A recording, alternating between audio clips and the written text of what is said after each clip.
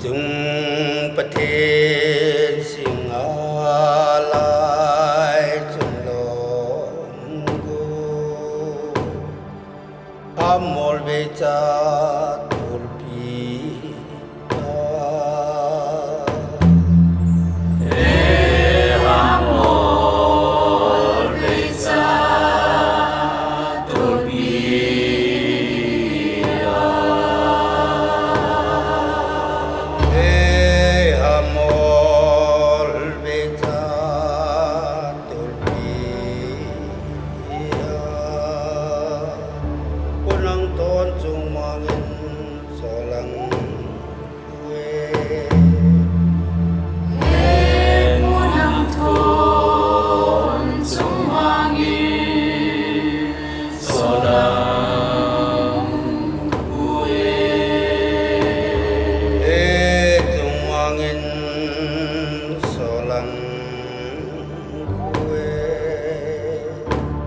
Solang hin khu jatam laya babang bu solang hin khu jatam laya babang bu jatam laya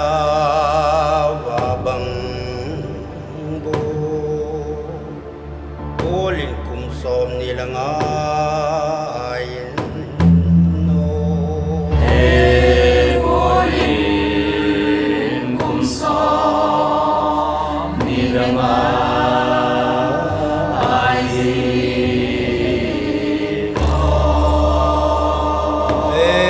kum som nilang ayin no tung mang lao la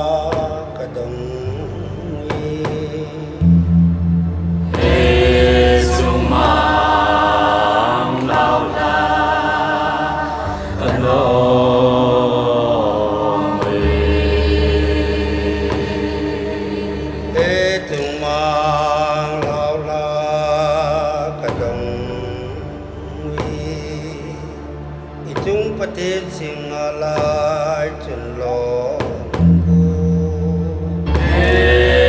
chung pathe singalai chulong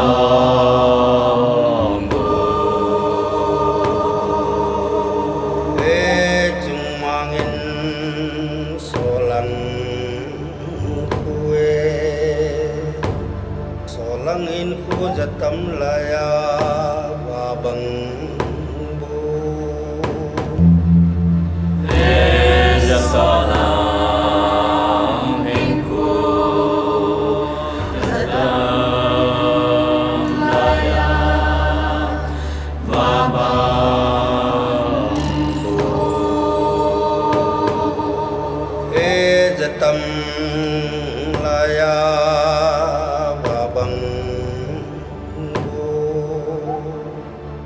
bolin kum som nilang